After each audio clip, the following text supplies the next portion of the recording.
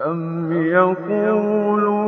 افْتَرَاهُ بَلْ هُوَ الْحَقُّ مِن رَّبِّكَ لِتُنذِرَ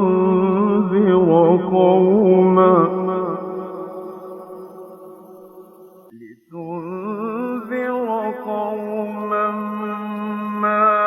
أَتَاهُم مِّن نَّذِيرٍ مِّن قَبْلِكَ لَعَلَّهُمْ